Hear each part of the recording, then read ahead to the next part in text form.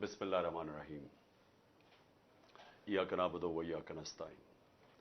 मैं आज मेरे पाकिस्तानियों, आज मैंने ये ज़रूरी समझा कि आपसे बातचीत करने का, क्योंकि मैं समझता हूँ कि हमारा मुल्क एक ऐसे अहम मोड़ पे खड़ा है कि अगर हम पाकिस्तानी, अगर अब हम इसमें अपनी आवाज़, जो आने वाली नाइंसाफ़ियाँ हैं, जो हमारी आइन की धज्जियाँ उड़ाने वाली तैयारियाँ हुई हैं पाकिस्तान में, जो इस मुल्क के कानून और रूल ऑफ लॉ को पैरों के अंदर रोंदने की तैयारी हो रही है, जो आ गई पाकिस्तानियों के फंडामेंटल राइट्स की।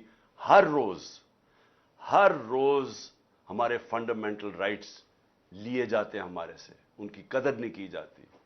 बल्कि ऐसे पाकिस्तान में हालात मैंने तो अपनी ज़िंदगी में नहीं देखे, जिधर ताकतवर जो चाहे कर सकता है, जो पीछे से एक बंद कमरों में वो फैसले करते हैं, वो जो हुक्म करते हैं, वो जो मर्जी इस मुल्क में आप करना चाहे कर सकते हैं। और किसी किस्म की अगर हमारी मुल्क में बचत हो रही है, मेरी पार्टी और मैं अपनी तरफ से कहना चाहता हूं कि अगर हमारी बचत होती है तो वो बस एक चीज रह गई है पाकिस्तान में, वो है हमारी अदलिया। और मुझे तो बड़ी देर का अभी तक जेलों में डाल चुके होते हैं, एक जेल से दूसरे जेल में, जिस तरह अली मीन को किया है। तो अगर हमारी अदालतें ना होती तो मुझे तो इन्होंने 140 या 145 केसेस कर चुके हैं, जिसमें क्रिमिनल केसेस हैं, जिसमें दहशतगर्दी के केसेस हैं, जिसमें एक के ऊपर मेरे ऊपर एफआईआर काटी गई है गद्दारी की, पाकिस्तान से गद्दारी की, क्योंकि मैंने डर्टी हैरी की तौहीन कर दी है, जिस पे मेरे ऊपर मजहब की तौहीन का केस कर दिया गवर्नमेंट ने, कि शहबाज शरीफ को कई लोगों ने या इनको कहीं आवाजें लगा दी मदीना में, तो उसमें मेरे ऊपर कैसे तौहीन मजहब लग गया। तो ये हो रहा है, आज मेरे घर के ऊपर हमले हुए हैं, 24 घंटे मेरे घर के ऊपर हमला किया गया, यानी कोई इसकी मिसाल ही नहीं है किसी जमहूरियत के अंदर जो हुआ है मेरे साथ। और फिर गोलियां, कत्ल करने का केस। लेकिन मेरा छोड़ें, मुझे तो 2 दफा कत्ल करने के केस था, एक दफा वजीराबाद और एक दफा जुडिशल कॉम्प्लेक्स इस्लामाबाद में। लेकिन मैं बात कर रहा हूं जो मेरे लोगों से हो रहा है यहां। तो यहां तो सिर्फ हम एक ही तरफ देख रहे हैं, अदलिया की तरफ, और हम वो लोग हैं जो मुल्क छोड़ के नहीं जाने वाले। जो पहले क्या होता था कि जैसी ऑपोजिशन में आता था, जब केस शुरू होते थे, तो वो एकदम अपने जिधर उनके पैसे और सब कुछ पड़ा हुआ है वो बाहर भाग जाते थे और बाहर रहते थे। जब तक एनआरओ नहीं मिलता था तब तक वापस नहीं आते थे। तो हमने तो यहां जीना मरना है, हमने तो यही हमारा ये मुल्क है। मेरी तो कोई बाहर प्रॉपर्टीज और लंदन तो छोड़ो, पाकिस्तान में तो प्रॉपर्टी है, बाकी दुनिया में कहीं और प्रॉपर्टी नहीं है, ना कहीं पैसे हैं ना बैंक अकाउंट्स हैं। तो इसलिए हमने तो इसी मुल्क में आखिरी गेंद तक लड़ना है। अब हमारी जो लड़ाई है वो है ये माफियाज के साथ और इनके साथ हैंडलर्स के साथ। और वो क्या कोशिश कर रहे हैं कि पाकिस्तान में जो एक सुप्रीम कोर्ट, जिसके ऊपर हम उम्मीद लगा के बैठे हुए हैं, जो पाकिस्तान के आइन की सिर्फ एक ही तशरीह कर सकता है, पाकिस्तान की आइन की एक ही इदारा, वो है पाकिस्तान का सुप्रीम कोर्ट। तो हम तो उसके ऊपर नजर और उम्मीद लगा के बैठे हुए हैं। तो मैं जो आपसे आज बात खास करने आया था, वो पहले मैं आपको समझा दूं कि इस वक्त ये जो मैं आपको कहता हूं फैसला कुन मोड़, ये है क्या? ये कौन सा फैसला कुन मोड़ है? देखिए, हमारी हुकूमत गिराई, बंद कमरे में एक घोड़े सवार ने फैसला किया, घोड़े के ऊपर सवार बैठा हुआ था, फैसला किया कि इमरान खान बड़ा खतरनाक है और वो शहबाज शरीफ बहुत बड़ा जीनियस है, और उसके साथ फिर इसहाक डार दूसरा जीनियस है, तो इसको हटा के उनको लेके आओ। तो चलती हुई इकोनॉमी को, जो खुद पाकिस्तान की इकोनॉमिक सर्वे जो इस हुकूमत ने पिछली मई के अंदर शाया की, उसके अंदर आप देख लें तो 17 साल में पाकिस्तान की बेहतरीन माशी परफॉर्मेंस थी। कोरोना के 2 साल, इतनी बड़ी वबा, दुनिया का क्राइसिस, दुनिया ने माना कि पाकिस्तान वो उन 3 मुल्कों में से था जिसने सबसे बेहतरीन तरीके से इतने बड़े क्राइसिस को हैंडल किया। یہ دنیا نے مانا ہے. World economic forum, world health organisation. آپ امریکہ کا جو پچھلا فائنانس سیکٹری تھا جو ٹرمپ کے زمانے میں, اس نے کہا, یا اس سے ٹرمپ سے پہلے پریزیڈنٹ کے زمانے, اس نے کہا کہ اگر امریکہ پاکستان کی طریقہ پہ چل پڑتا جس طرح پاکستان نے اس وبا کا مقابلہ کیا ہے, تو پتہ نہیں کتنا 10,000 ارب ڈالر کا امریکہ کا بچ جانا تھا. سو ہم اپنی بات نہیں کر رہے, دنیا نے اکنالج کیا, ہمارا جو احساس پروگرام دنیا نے اکنالج کیا کہ جس طرح ہم نے اپنے لوگوں کو بچایا, جو کیونکہ کرونا کے لاک ڈاؤن سے نچلا طبقہ پس گیا, غربت ساری دنیا میں بڑھ گئی, تو پاکستان کی مثال دی جاتی تھی جس طرح ہم نے احساس پروگرام سے, اور اپنے پھر اسٹیٹ بینک نے بھی کیسے ہم نے اپنی انڈسٹری کو بچایا, اپنے لوگوں کو بچایا. تو یہ تو دنیا نے اکنالج کیا ہے. اب ہمیں ہٹایا جاتا ہے. ہر چیز ریکارڈ پہ تھی, ایکسپورٹس, ریمیٹنسز یعنی آمدنی, ڈالر کی آمدنی ریکارڈ پہ تھی, ہمارے ٹیکس کلیکشن ریکارڈ تھا, ہماری انڈسٹری 17 سال کے بعد 10% پہ لارج سکیل مینوفیکچرنگ آگے بڑھ رہی تھی. روزگار, یعنی ورلڈ بینک نے کہا کہ سارے بر صغیر میں جدھر سب سے زیادہ روزگار کرونا کے دور اور اس کے بعد دیا گیا وہ پاکستان تھا, ورلڈ بینک کی فگرز ہے. تو ہم آگے بڑھ رہے تھے, ہماری ٹیکسٹائل انڈسٹری بڑھ رہی تھی, ہماری جو کسان تھا 4.5% پہ ہمارا ایگریکلچر گرو کر رہا تھا. تو جب اس نے جناب جنرل باجوہ صاحب نے فیصلہ کیا کہ اب اس کو حکومت کو گرا دینا چاہیے, اور اصل میں جو ان کی بڑی پسندیدہ شہباز شریف کو وہ لے آیا. تو جب وہ لے کے آیا, میں نے اس سے پہلے کوشش کی اس کے لانے سے کہ پاکستان میں الیکشنز ہو جائے, پاکستانی عوام فیصلہ کرے کہ وہ کس کو چاہتے ہیں, بجائے یہ کہ سندھ ہاؤس کے اندر ایک منڈی لگے اور اس منڈی میں 20-20, 25-25 کروڑ دے کے لوگوں کو خریدا جائے اور گورنمنٹ گرائی جائے. اور جو پھر جنرل باجوہ نے جو استعمال کیا اپنی ایجنسیز کو, جو ہمارے جو تھے ایلائز ایم کیو ایم اور باپ پارٹی, ان کو ہمارے سے علیحدہ کیا گیا. وہ تو سب ساروں کو پتہ اس چیز کا. لیکن ہوا کیا پاکستان میں اس لیے کہہ رہا ہوں کہ میں نے تب تجویز کی کہ الیکشنز کروائے جائیں. یہی سپریم کورٹ کے ججز کو, جن کو برا بھلا یہ نون لیگ کہہ رہی ہے اور ان کی نیچے گر کے ان کے خاندانوں کے اوپر جو گند اچھال رہی ہے, اسی سپریم کورٹ نے تب سو موٹو ایکشن لے کے ہماری گورنمنٹس انہوں نے بحال نہیں, الیکشنز انہوں نے مسترد کر دیے, اور انہوں نے اس کو شہباز شریف کو بحال کروا دیا. مجھے تکلیف ہوئی, 12 بجے عدالتیں کھلنے کی مجھے تکلیف ہوئی, بہت ہوئی. لیکن ایک دفعہ بتائیں کہ میں نے سپریم کورٹ کی ججز کی کسی کی تنقید کی ہو, ہم نے قبول کر لیا فیصلہ. لیکن یہ دیکھ لیں کہ اس کے بعد ہوا کیا پاکستان سے. اب 1 سال ہو گیا ہے, اب سب کے پاس اب 1 سال کا ریکارڈ آ گیا. میں تب بھی کہتا گیا, بار بار میں کہتا گیا کہ دیکھیں یہ لوگ نہیں سنبھال سکیں گے, کیونکہ میں ان کو 40 سال سے جانتا ہوں. میں نے دیکھا ہے ان کو, پاکستان کو, پہلے ہمارے ساتھ ہمارے ہندوستان آگے نکلا 90 کی دہائی میں, بنگلہ دیش آگے نکل گیا پاکستان سے. یہ کوئی تصور نہیں کر سکتا تھا, ہماری طرح کے لوگ جنہوں نے پاکستان, ایسٹ پاکستان کو علیحدہ ہوتے دیکھا, کوئی تصور نہیں کر سکتا تھا کہ بنگلہ دیش پاکستان سے آگے نکل جائے گا. یہاں ہمیشہ یہ کہا جاتا تھا کہ ہمارے اوپر بہت بڑا بوجھ بنا ہوا ہے ایسٹ پاکستان, وہاں ہمیں ان کو بوجھ اٹھانا پڑتا ہے. یہ عام یہاں باتیں ہوتی تھی. یہ سب سے زیادہ غربت بنگلہ دیش میں, اور یہ ہوا کہ بنگلہ دیش بھی 90 کی دہائی میں آگے نکل گیا جب سے یہ 2 خاندان آئے ہیں. ان کی دولت میں اضافہ ہونا شروع ہو گیا, ان کی بار پراپرٹیز بڑھنی شروع ہو گئی, قوم پیچھے جانا شروع ہو گئی. تو میں تب سے, جب میں نے اس جنرل باجوہ کو سمجھایا بھی کہ یہ نہیں سنبھال سکیں گے, گورنمنٹ نہ گرانا, اور پھر اپنے فائنانس منسٹر کو بھیجا, میں نے کہا آپ بھی سمجھائیں. وہ 2 گھنٹے بیٹھا رہا کہ ان سے سنبھالا نہیں جائے گا. اب سال کے بعد ہوا کیا, الیکشن انہوں نے نہیں کروائے. ہم کہتے رہے کہ ایک ہی طریقہ ہے کہ الیکشنز کروائیں. کیوں الیکشن کروائیں؟ جیسے آپ نے الیکشن کروائیں گے سیاسی استحکام آئے گا, پولیٹیکل سٹیبلٹی آئے گی. پاکستان کی جو اکانومی بیٹھنے شروع ہو گئی تھی ایک دم, وہ ایک دم ایک افراتفری مچ گئی پاکستان میں, پولیٹیکل انسٹیبلٹی آ گئی. ایک نئی گورنمنٹ آ گئی, اس کو سمجھ ہی نہیں تھی. انہوں نے شروع میں جو فیصلے کیے ان کو تو سمجھ نہیں آ رہی تھی کیا کرنا ہے, کیونکہ یہ دونوں دفعہ 99 میں بھی اسحاق ڈار بینکرپٹ چھوڑ کے گیا پاکستان, اور 2018 میں بھی پاکستان کی تاریخ کا سب سے بڑا بیرونی خسارہ تھا جس کو کرنٹ اکاؤنٹ ڈیفیسٹ کہتے ہیں, تاریخی تھا. تو انہوں نے اب کیسے ٹھیک کرنا تھا؟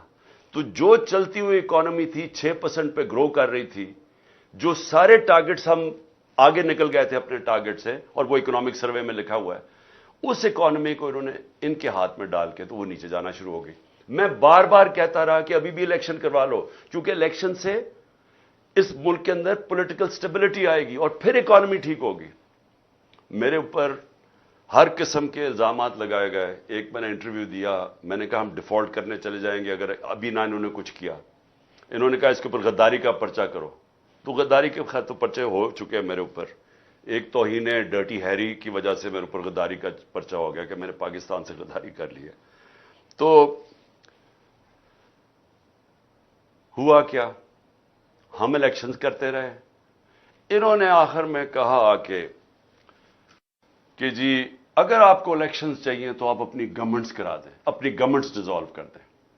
میں یہ چاہتا ہوں آپ ذرا یہ منافقت دیکھیں جو ہوئی ہے میرے سے اور پاکستان سے. آئین کے اندر بڑا واضح تھا کہ جب بھی اسمبلی ڈیزالو کی جاتی ہے تو 90 دن کے اندر الیکشن ہونا ہے. یہ میں آپ کو واضح کر دوں, کوئی پاکستان کا قانون دان, لائر, جج سب اس چیز پہ متفق ہیں کہ جیسی اسمبلی آپ کی ڈیزالو ہوتی ہے 90 دن میں الیکشن ہونا ہے.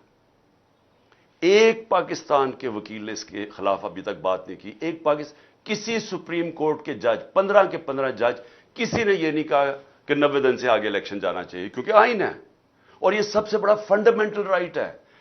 فنڈامنٹل رائٹ جو بنیادی حقوق ہوتے ہیں ان میں سے جو سب سے امپورٹنٹ ہے وہ ہے رائٹ ٹو ووٹ, کہ میں اپنی ووٹ سے اپنے ملک کے اندر فیصلہ کروں کون سی حکومت آئے گی. یہ میرا بنیادی حق ہے, سب سے باقی حقوق میں سے نمبر 1 پہ یہ ہے.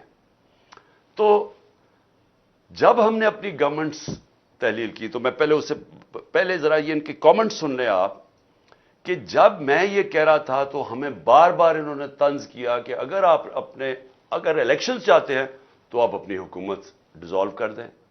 تو یہ ذرا پہلے آپ دیکھ لیں خود ہی کہ انہوں نے کیا کہا تھا. تو توڑیں پنجاب اسمبلی, توڑیں کے پی کے اسمبلی اور چلے جائیں الیکشن میں. میں انہیں گارنٹی دیتا ہوں, ان کو انشور کرتا ہوں کے پی کے اور پنجاب اسمبلی توڑ دیں. میں انہیں کہتا ہوں کہ دیر ول بی نو ضمنی الیکشن. ایسی صورت میں جنرل الیکشن ہوگا. خیبر پختونخوا اور پنجاب کی حکومتوں کو ڈیزالو کر دیں, وہاں تو آپ کی حکومتیں ہیں, آپ ڈیزالو کر دیں تو آپ یقیناً انتخابات کے مطالبے کے حق میں ایک قدم آگے بڑھیں گے. پنجاب کی اسمبلیاں تحلیل کر دی جائیں اور کے پی کی اسمبلیاں تحلیل کر دی جائیں تو خود بخود ہم الیکشن کی طرف چلے جائیں گے. اگر عمران خان کو واقعی شوق ہے الیکشن کروانے کا, ان کے تو بہت آسان طریقہ ہے. خیبر پختونخوا اسمبلی, پنجاب اسمبلی, کشمیر کی اسمبلی, گلگت بلتستان کی اسمبلی توڑ دیں, آج الیکشن ہے. اگر آپ الیکشن چاہتے ہیں تو پھر دھرنے کی کیا ضرورت ہے؟ توڑیں کے پی کی حکومت, توڑیں پنجاب کی اسمبلی, توڑیں جی بی کی اسمبلی, توڑیں اے جے کے کی اسمبلی, ختم بات. تو توڑیں.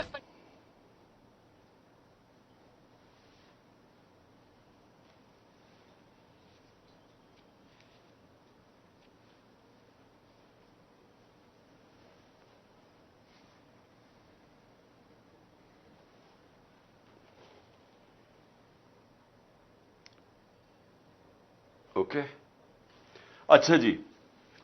تو یہ اب آپ نے دیکھ لیا کہ یہ تب تھا جب ہم نے اپنی اسمبلیز تحلیل نہیں کی تھی.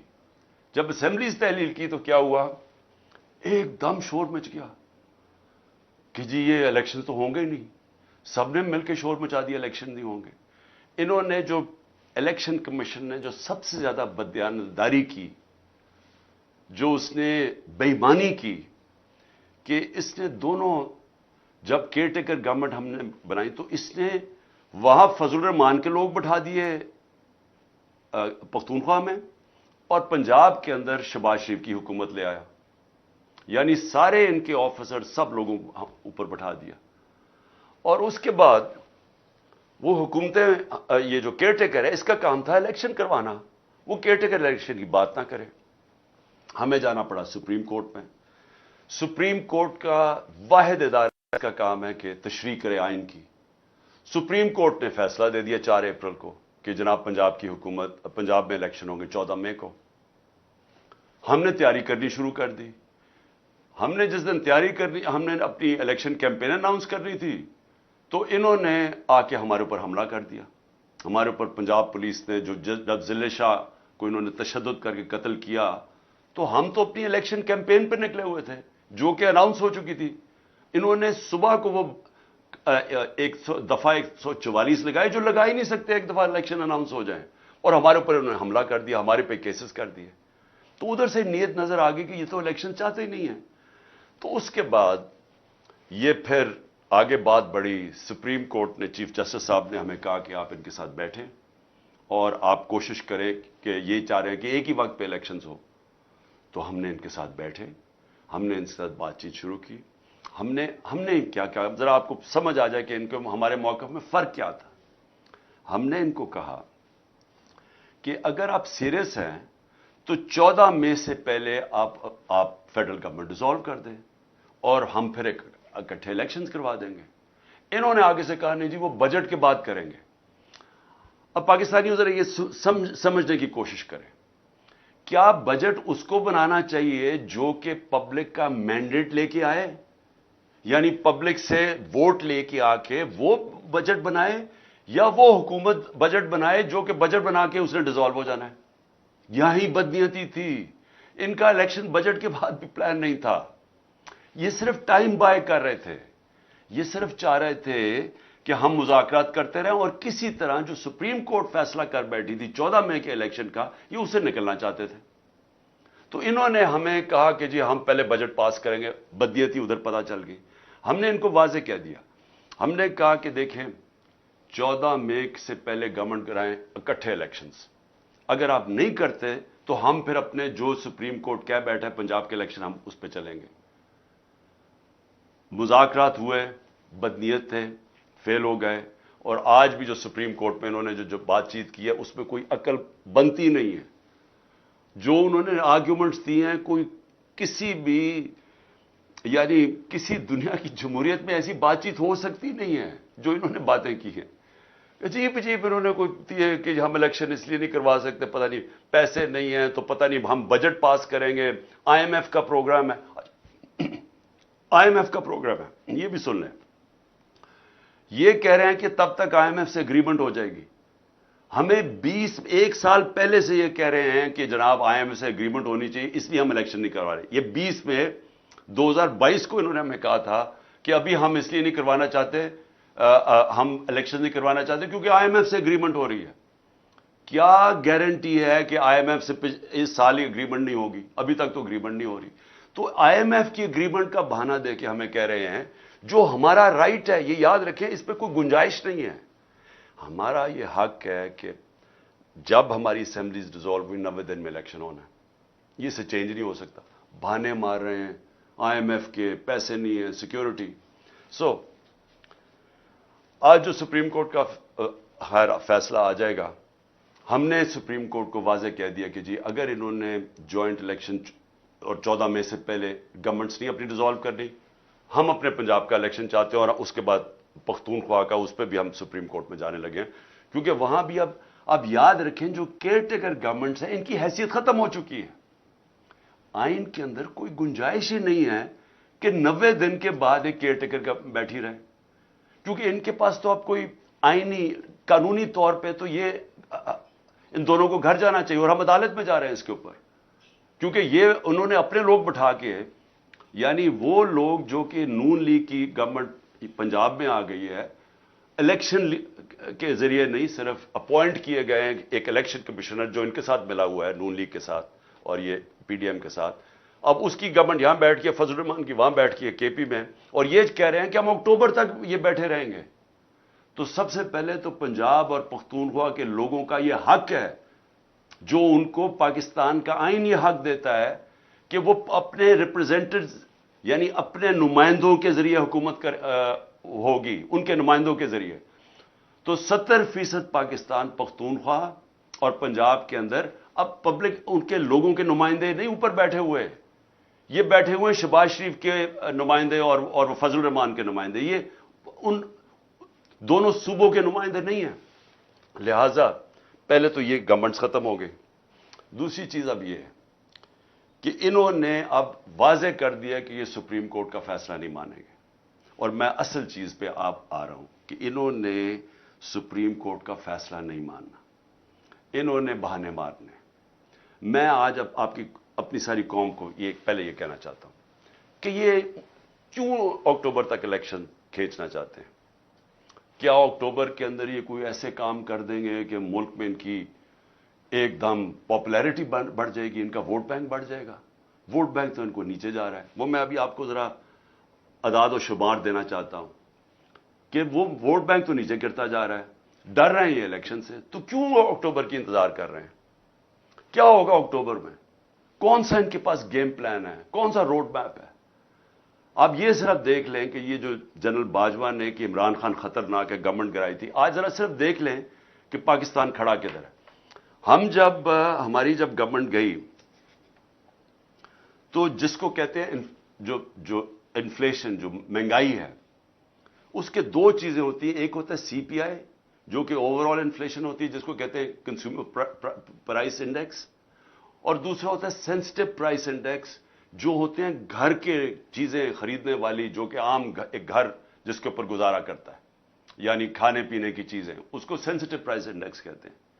تو یہ دو ذرا سمجھ لیں کہ ہم جب گئے تھے جو انفلیشن تھی وہ 12.5 تھی, جس کے اوپر انہوں نے سارے ملک مہنگائی مارچ بھی کی اور صرف آئے یہ تھے کہ مہنگائی کم کرنے کے لیے.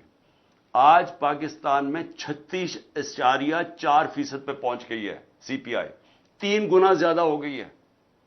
آج جو پاکستان کے اندر انفلیشن ہے, یہ اس ملک کی تاریخ میں اتنی مہنگائی نہیں ہوئی. اور جو سینسٹیو پرائس انڈیکس ہے وہ 48.4% پہ پہنچ گئی ہے, تقریباً 50% پہ پہنچ گئی ہے. جو کھانے پینے کی چیزیں ہیں, یہ عام گھر کے اندر لوگوں سے آج پوچھیں ان کے اوپر کیا گزری ہے, اس لیے بھاگ رہے ہیں الیکشن سے. آج تنخواہ دار طبقہ پاکستان میں رل گیا ہے. میں آپ کو صرف یہ بتا دوں کہ اگر بینک میں آپ کے پاس 100 روپیہ پڑا تھا سال پہلے, اگر اوور آل انفلیشن کی بات کرتے ہیں نا کہ جو ٹوٹل مہنگائی ہوئی ہے, تو آپ کا 100 روپیہ صرف 63 روپیہ بچ گیا ہے. باقی اس میں سے پیسہ نکل چکا ہے مہنگائی کی وجہ سے. آپ اس کی خریدار کی پاور صرف رہ گئی 63 روپے. سال پہلے 100 روپیہ, آج 63 روپے. اور اگر کھانے پینے کی چیزیں جسے کہتے ہیں سینسٹیو پرائس انڈیکس, جو عام لوگ گھروں میں استعمال کرنے کی جو ضروری چیزیں ہوتی ہیں, وہ اگر آپ کے بینک میں 100 روپیہ پڑا تھا سال پہلے, آج صرف 52 روپیہ کی اس کی خریدار کی پاور رہ گئی ہے. 100 میں سے صرف 52 روپے کی چیزیں اب آتی ہیں جو 100 روپے کی آتی تھی ایک سال پہلے. یہ جنرل باجوہ کا تحفہ تھا کہ انہوں نے جو ہماری گورنمنٹ گرا کے یہ لوگ لے کے آئے. اور اس کے بعد آگے چلیں, جو اب ہمارا مسئلہ کیا, سب سے بڑا مسئلہ کیا ہے کہ ہمارے پاس ڈالرز کم ہوتے ہیں. تو جو سب سے بڑی کوشش ہوتی ہے کہ ڈالرز کی انکم بڑھائی جائے تاکہ آپ کے ریزروز بڑھیں, تاکہ آپ کا روپیہ مضبوط ہو. تو جب ہمیں انہوں نے گرایا تھا تو ریکارڈ ڈالرز آ رہے تھے پاکستان میں, یعنی ہمارا جو ریمیٹنسز تھی جو پاکستانی بھیجتے تھے وہ 31 ارب ڈالر تھی, اور جو ایکسپورٹس تھیں وہ 33 ارب ڈالر پہ پہنچ گئی تھی. ایک سال کے بعد, یعنی آپ کے پاس ڈالر ہمارے پاس آئیں گے تو ہم قرضے اپنی قسطیں واپس کریں گے نا, ہماری آمدنی میں اضافہ ہوگا تو اپنے جو قرضے چڑھے ہوئے ہیں ڈیفالٹ سے بچنے کے لیے. ایک سال کے اندر ایکسپورٹس جو گری ہیں اور جو ہماری ریمیٹنسز گری ہیں 5 ارب ڈالر کی گری ہیں. ایک سال میں کم ہو گئی ہماری آمدنی قرضہ واپس کرنے میں. جو آئی ایم ایف سے ہم کتنے پیسے مانگ رہے ہیں, 6 ارب ڈالر. تو ایک سال میں 5 ارب ڈالر تو یہاں کم ہو گئے ہماری آمدنی کے. تو پہلے آمدنی بھی کم ہو گئی ہے, ہماری انڈسٹری آدھی بند ہو چکی ہے. اس وقت حالات یہ ہیں کہ جو ہمارا ریونیو, جو ہم نے ریکارڈ پیسے اکٹھے کیے تھے ٹیکس میں, پچھلے مہینے 100 ارب روپیہ ٹیکس کم اکٹھا ہوا ہے, یعنی آمدنی بھی گر رہی ہے, یعنی ملک کو چلانے کے لیے بھی آمدنی گر رہی ہے. جو باہر سے ہمارے ڈالرز آتے تھے وہ بھی 5 ارب ڈالر ایک سال میں کم ہو گئے. اور آگے گیم پلان کیا ہے؟ میں پھر سے پوچھتا ہوں کہ مجھے اگر یہی کوئی بتا دے, اگر یہ کہنا جی کہ ہم اس لیے اکتوبر کے لیے تک انتظار کرنا چاہتے ہیں الیکشنز کا کیونکہ اکتوبر تک ہمارا یہ پلان ہے, اس سے ملک بہتر ہو جائے گا, میں یہ بھی اس کے لیے بھی ماننے کے لیے تیار ہوں. ان کے پاس تو کوئی پلان ہی نہیں ہے اکتوبر کے لیے. प्लान क्या है?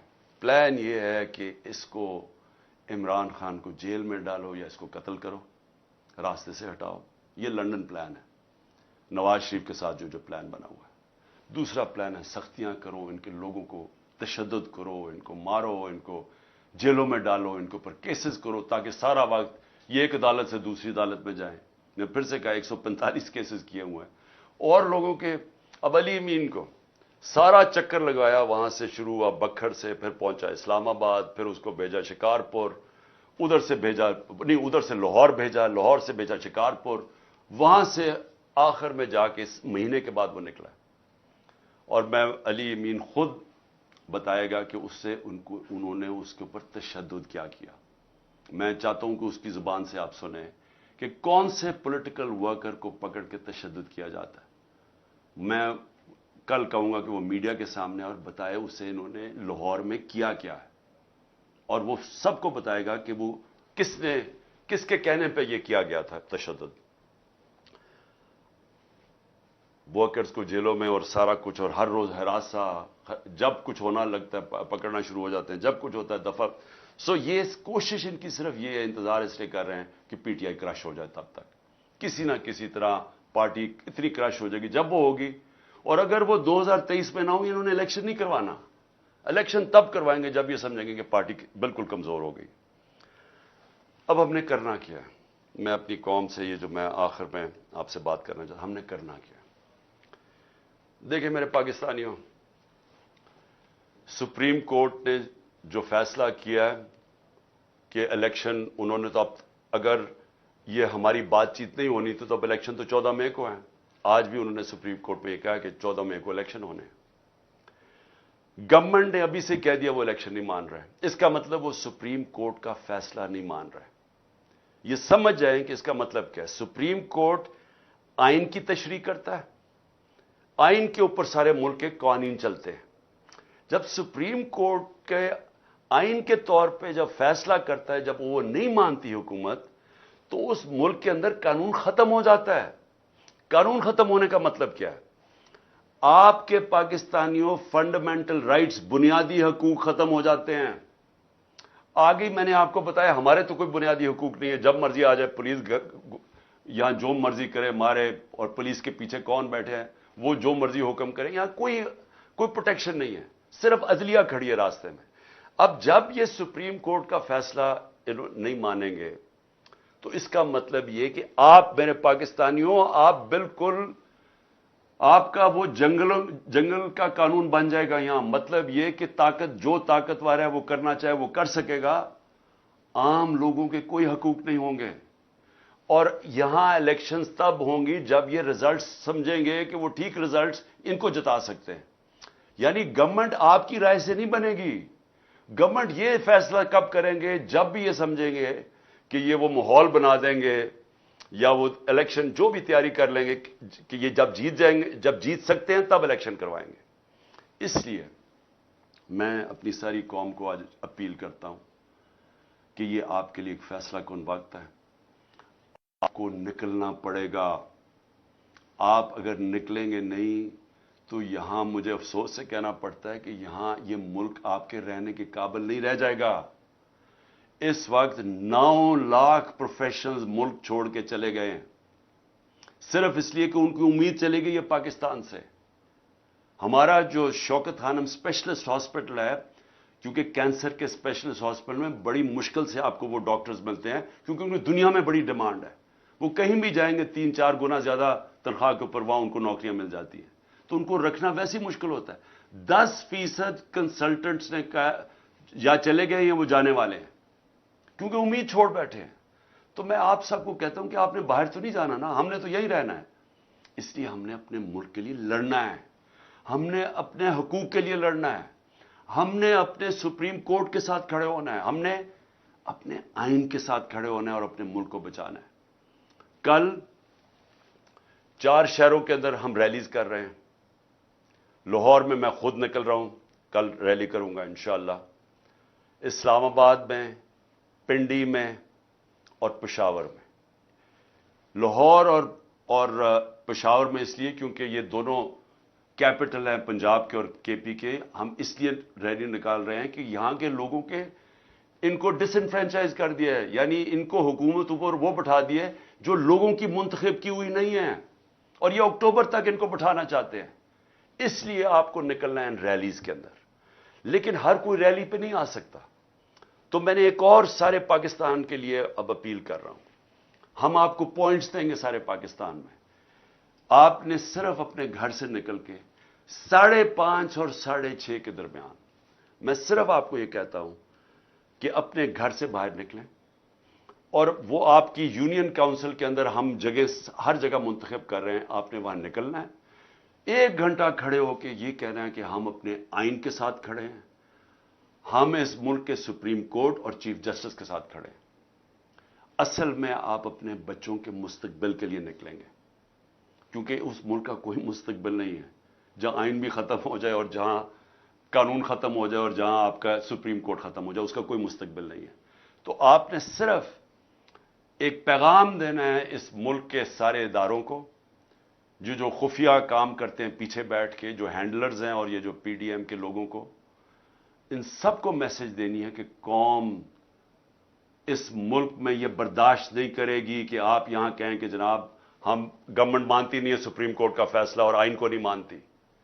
कौम खड़ी है उस चीफ जस्टिस के साथ जो आइन के साथ खड़ा है। और आपको मैं सब आज फिर से कह रहा हूं, आपने अपने घरों से बाहर निकल के, हमने बताया हुआ है कि कौन कौन से सेंटर हैं, मसलन ज़मान पार्क है, यहां सारे लोगों को मैं कह रहा हूं कि आप निकल के ज़मान पार्क में 1 घंटा खड़े हो जाएं, प्लेकार्ड खुद लिख लें कि हम अपने आइन और अपने कानून और अपने चीफ जस्टिस के साथ खड़े हैं। सिर्फ ये मैं आपसे ये कहता हूं, और हम 4 रैलीज भी निकालेंगे, और इंशाअल्लाह सारे पाकिस्तान ने एक पैगाम देना है इनको, ये जो पावर में बैठे हुए हैं, जो पावर नहीं छोड़ना चाहते और जो उनके पीछे बैठे हैं, कि कौम किधर खड़ी है। और ये मैं इसलिए आपको सबको कह रहा हूं क्योंकि ये हमारा मुस्तकबिल दाव पे है।